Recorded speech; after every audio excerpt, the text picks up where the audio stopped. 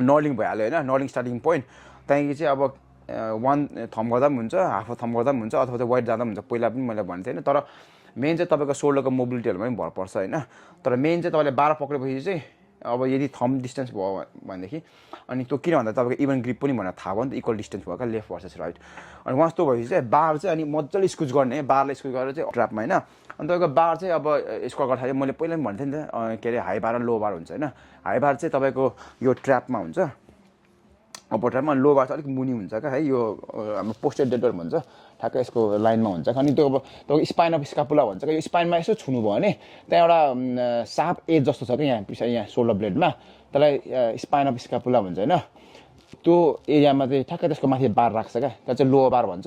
प्रायः लोवर बार चाहिँ पावर लिफ्टरहरूले गर्छ क्या। अब तपाईँको त्यो चाहिँ किन गर्नु चाहिँ हाइट अलिकति घट्यो नि त, अनि प्लस अलिकति लिन फरवर्ड पनि हुन्छ ट्रङ्क, अनि you can engage more of you back मसल्सहरू क्या है। किनभने जति अब नि बेन्ड गऱ्यो त्यति हाम्रो कर्स अन द वे कन्ट्र्याक्ट हुने हो नि त, त्यस्तै हो क्या। यहाँ जति लिन फरवर्ड भयो त्यति अब ग्लुट्सहरू ब्याकहरूको मसल टेन्सन भयो नि त धेरै, अनि अन द वे अप पनि त्यो चाहिँ कन्ट्र्याक्ट हुन्छ। प्लस बारको हाइट पनि अलिकति घट्यो नि त हाई बार भन्दा। अनि हाई बार चाहिँ नि ठ्याक्कै यो C7 भन्छ होइन, यो नेकमा यो बटममा छ नि त बोनी प्रोमिनेन्स, त्यसको ठ्याक्क मुनि राख्दा हुन्छ क्या यो ट्र्यापमा है। यो थाहा नहुनेले यस्तो गर्छ होइन, गयो अनि यहीँ राखिदिन्छ क्या। यो देख्नुभयो, यहाँ राखेपछि त मेरो यहाँ ठ्याक्क यहाँ भयो क्या, अनि पुरा घाँटीमै बारले पुरा प्रेस गरिरहेको हुन्छ क्या। अनि पछि गएर चाहिँ यहाँ सोर हुन्छ, त्यो बोनमा ब्रुजिङहरू हुनसक्छ क्या।